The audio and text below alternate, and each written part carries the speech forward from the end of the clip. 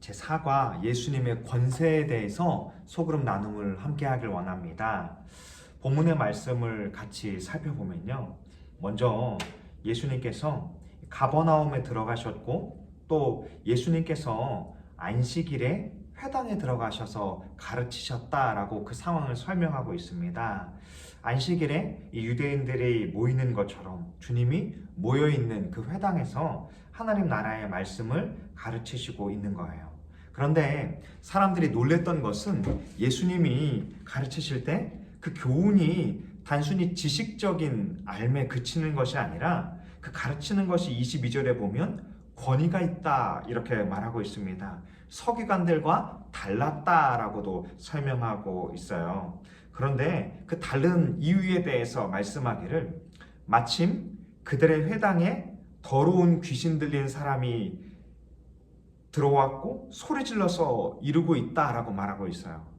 여기에 대해서 우리는 한 가지 의문을 삼아야 하는데요. 회당에서는 하나님의 말씀이 선포되고 있고 또 하나님의 말씀의 역사가 일어나야 하는데 그 회당 안에 아이러니하게도 더러운 귀신 들린 사람이 있었다라고 말하고 있는 거예요.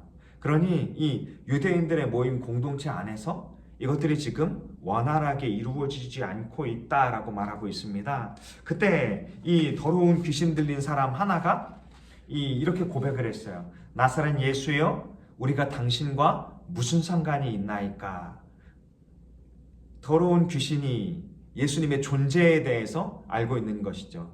나사렛 예수, 바로 메시아를 가리키는 것이잖아요. 그리고 우리가 당신과 상관이 없다라는 것도 더러운 귀신은 알고 있는 거죠. 그러면서 우리를 멸하러 왔나이까? 네, 이 사망 권세를 깨트리고 죄에서 어둠으로부터 우리를 구원하기 위해 오신 것을 어둠의 권세가 잘 알고 있는 것입니다. 그러면서 이 더러운 귀신이 이야기하기를 나는 당신이 누구인지 알고 있습니다. 바로 하나님의 거룩하신 자, 이 땅에 하나님의 독생자로 오신 메시아임을 고백하고 있는 거예요. 여기에 대해서 이 더러운 귀신이 예수님을 믿는 믿음을 고백한 것이 아니라 단순히 지식적인 알을 가지고 있는 것입니다. 그는 영적인 존재였기 때문에 예수님이 어떤 분인지를 익히 알고 있는 것입니다. 그때 25절에 보면 예수께서 꾸짖어 이르시되 잠잠하고 그 사람에게서 나오라라고 말씀합니다. 그랬더니 더러운 귀신이 경련을 일으키고 이 사람에게서 나왔다라고 말하고 있는 거예요. 바로 이런 모습들을 바라보면서 이 27절에 그들이 이야기하기를 이 권위 있는 새로운 교훈이 아니냐, 어떻게 더러운 귀신에게 명할 때 그가 순종하느냐, 바로 이 교훈은 능력이 있는 교훈 아니냐 이렇게 생각하고 있는 것입니다. 그런데 이 29절에 보니까 회당에서 나와서 야고보와 요한과 시몬과 안드레가 야고보와 요한과 함께 시몬과 안드레의 집에 들어갔다라고 말하고 있습니다. 여기 시몬은 베드로를 가리키는 것이고 또 베드로의 형제 안드레를 말하는 거예요. 그런데 그때 시몬의 장모가 열병으로 누워 있습니다. 사람들은 이 여자에 대해서 예수님께 여쭈었고 또 31절에 보니까 예수님께서 나아가서 이 장모의 손을 잡아주시고 일으키시니 열병이 떠나갔다, 열병이 고쳐졌다라고 말하고 이 여인이 예수님과 제자들을 섬긴다, 수종된다 이렇게 말하고 있습니다. 이처럼 또 날이 저물자 많은 병든 자와 귀신 들린 자를 사람들은 예수님 앞에 데려왔어요. 그리고 예수님은 34절의 말씀처럼 각종 병든 자를 고치시고 많은 귀신을 내쫓아 주셨어요. 그러나 귀신이 예수님의 존재를 알기 때문에 그 말하는 것을 허락하지 아니하였다라고 이 말씀의 내용을 설명하고 있습니다. 마음의 문을 열며 예수님은 네 제자와 함께 가버나움에서 안식일을 보내게 되었습니다.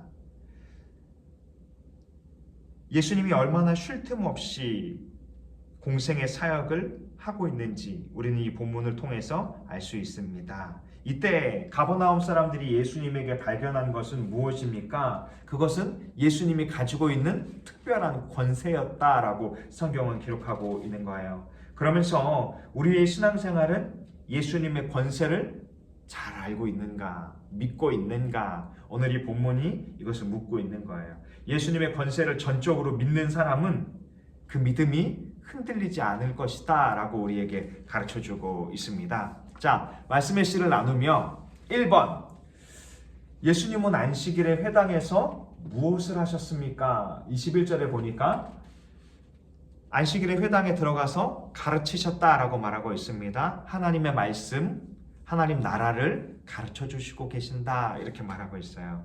자, 2번, 사람들은 무엇을 보고 놀랐는가? 예수님의 교훈을 보고 놀랐는데 그 놀란 이유가 예수님의 교훈이 서기관들이나 바리새인들과 종교 지도자들과 같지 않고 예수님의 말씀에 교훈에 권세, 권위가 있었다, 능력이 있었다라고 말하고 있는 것입니다. 3번, 권세 혹은 권위에 대해서 다음의 사람들이 가진 특징은 무엇인가? 왕은 어떤 권세를 가졌죠? 통치하고 있고 다스리고 있고 또 우리가 어제 이 소그룹에서 이것을 나눴을 때 왕에게는 주권이 있다, 권위가 있다 이런 이야기들이 나왔어요. 또 교수는 어떤 사람인가 라고 말할 때 교수는 학생들에게 가르칠 수는 있지만 가르치는 권세일 뿐이지 특별한 권위를 가지고 있지는 않다라고 말하고 있어요. 또 기술자는 그러면 어떠한가? 자신이 가지고 있는 이 기술을 사용해서 무언가 고장난 부분들을 수리할 수는 있지만 자기가 가진 기술의 이 분야에서만 가능하다. 예를 들면 이 수도 수리공이라면 수도를 고칠 때에만 그 기술이 통용될 수 있다. 이런 의미로 설명하고 있는 거예요. 그러면서 또 이 뒤에 보면 예수님이 가지신 권세는 어떤 점에서 왕이나 교수나 기술자와 같이 사람들의 권세와 다르다고 생각하는가 이렇게 묻고 있는데요. 골로새서 1장 15절에 보면 이런 말씀이 있는데요. 같이 한번 1장 15절부터 17절까지 한번 살펴보기를 원하는데요. 여기 보니까 우리가 15절에 보니까 그는 보이지 아니하는 하나님의 형상이요. 하나님의 형상을 볼 수 없었지만 그 예수 그리스도를 본으로 말미암아 하나님을 본 것과 같다 이런 말씀이 요한복음에 기록된 것처럼 오늘 골로새 교회를 향한 바울의 편지 가운데에서도 이 예수 그리스도는 바로 보이지 않는 하나님의 형상이고 또 모든 피조물보다 먼저 나신 자다 15절에 말했고 또 16절에 보면 만물이 예수 그리스도에게서 창조되었다. 그에게서 창조되었다라고 말하고 있어요. 창세기에 보면 우리가 우리의 형상을 따라 사람을 창조하였다 이렇게 말한 것처럼 삼위일체 하나님, 성부, 성자, 성령 하나님이 이 창조 사역을 같이 하셨다라고 설명하고 있는 것처럼 그런 의미로 이 예수 그리스도께서 이 예수 그리스도로 말미암아 만물이 창조되었다라고 말하는 거죠. 또 하늘과 땅에서 보이는 것들과 보이지 않는 것들 혹은 왕권, 주권, 통치자, 권세들 만물이 다 예수 그리스도로 말미암고 예수 그리스도를 위하여 창조되었다라고 16절은 말합니다. 또 17절에 이렇게 말해요. 또한 그가 만물보다 이 땅보다 먼저 계셨고 만물이 그 안에 예수 그리스도 안에 함께 섰느니라. 그는 몸인 교회의 머리시라. 바로 이 그가 누구인지를 가르쳐주는 포인트는 18절이죠. 교회의 머리 대신 예수 그리스도이시다라고 말하고 있는 거예요. 그러면서 이 19절에도 보면 아버지께서 모든 충만으로 예수 안에 거하게 하여 주셨다 이렇게 말하고 있는 것입니다. 이처럼 예수 그리스도는 이 세상 사람과 다른 어떤 권세를 가졌습니까? 15절에 보니까 보이지 아니하는 하나님의 형상, 또 만물이 16절에 예수님에게서 창조되었고 또 보이는 것, 보이지 않는 것, 왕권, 주권, 통치, 권세, 만물이 다 예수 그리스도로 말미암았다라고 설명할 수 있을 것 같습니다. 4번, 예수님의 교훈이 특별한 권세를 가지고 있다는 점이 우리에게 요구하는 바는 무엇인가? 주님은 이렇게 말했어요. 하늘과 땅의 모든 권세를 아버지께서 예수님에게 주셨다라고 말했고 우리가 주님이 마태복음 28장에 우리에게 말씀하시기를 이렇게 우리에게 가르쳐 주셨잖아요. 마태복음 28장 맨 끝부분을 보면요. 28장 18절에 보면 예수께서 나와 말씀하여 이르시되 하늘과 땅의 모든 권세를 내게 주셨으니 그러므로 너희는 가서 모든 민족을 제자로 삼아 아버지와 아들과 성령의 이름으로 세례를 베풀고 내가 너희에게 분부한 모든 것을 가르쳐 지키게 하라.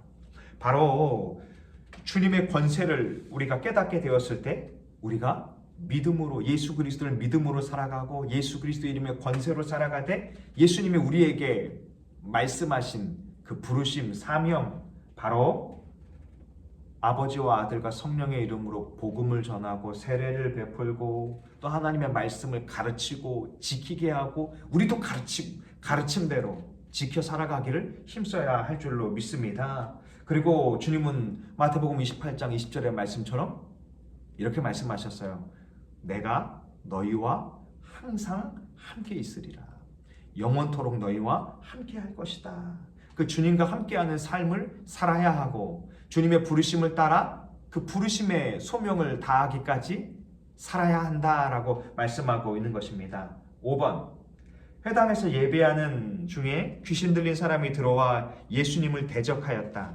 귀신 들린 사람의 말에서 발견할 수 있는 중요한 두 가지 사실이 무엇인지 말해보라. 23절, 24절의 이 귀신의 고백 가운데 우리가 얻을 수 있는 사실이 몇 가지 있죠?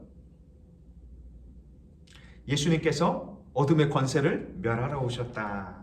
또 어둠의 권세는 예수님이 누구인지 깨닫고 있다. 그리고 그 예수님은 하나님의 거룩하신 자니이다. 하나님의 거룩하신 자, 그리스도요, 구원자요, 메시아이니이다 라고 우리가 깨달을 수 있는 것입니다. 그리고 귀신마저 이러한 사실을 알고 있다는 것이 우리에게 주는 교훈은 무엇일까요? 아까 말했던 것처럼 귀신은 영적인 존재이기 때문에 하나님의 아들이신 예수 그리스도의 존재를 알고는 있어요. 그러나 믿고 있지는 않죠. 그래서 그들은 진멸을 당할 수밖에 없는 존재들일 뿐입니다. 그러나 우리에게 주는 교훈은 무엇일까요? 예수 그리스도의 이름에 권세가 있음을 우리가 믿어야 하는 거죠. 예수님이 귀신을 물리치신 것처럼 우리도 예수님의 이름으로 나아갈 때 어둠의 권세가 떠나갈 줄로 믿습니다. 또 우리가 예수님의 이름으로 주님이 믿음의 삶을 살아내길 원하시죠. 또 우리를 고아처럼 버려두지 않으시고 하나님의 성령을 예수 그리스도를 믿을 때 우리에게 함께하게 하여 주심으로 인해서 성령의 인도하심을 따라 하나님의 말씀을 붙들고 주님이 걸어가신 믿음의 길, 십자가의 길을 우리도 같이 걸어가야 할 줄로 믿습니다. 6번, 예수님은 선생으로서만의 권세가 아니라 귀신을 굴복시키는 권세도 갖고 계시다는 사실을 어떻게 알 수 있습니까? 25절에서 27절을 가리키고 있는데요. 예수님께서 꾸짖자마자 잠잠하고 그 사람에게서 나오라라고 명령하시자마자 26절에 더러운 귀신이 큰 소리를 치며 떠나가게 되었다. 나가게 되었다라고 말씀하고요. 더러운 귀신도 예수님 이름 앞에 순종할 수밖에 없다라고 말하고 있는 것입니다. 바로 이것을 통해서 우리가 깨닫게 되는 사실은 무엇입니까? 온 우주 만물의 창조주이시며 주인이신 그 예수님을 우리가 믿고 있는 것이고 그 예수님의 이름에 권위와 권세가 있음을 우리도 믿음으로 살아가야 한다라고 말씀하고 있는 거예요. 7번, 당신은 귀신이나 악령에 대해 예수 믿기 전에는 어떤 생각을 가지고 있었는가? 우리가 속으로 이야기를 나눠봤을 때 무서운 존재라고 이전에는 생각했다라고 지체가 고백했어요.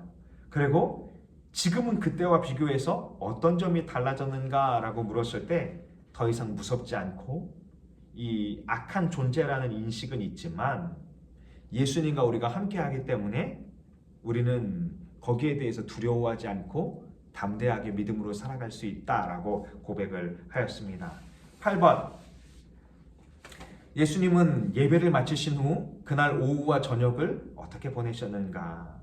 시몬의 장모의 집에 가서 장모의 열병을 고쳐주셨죠.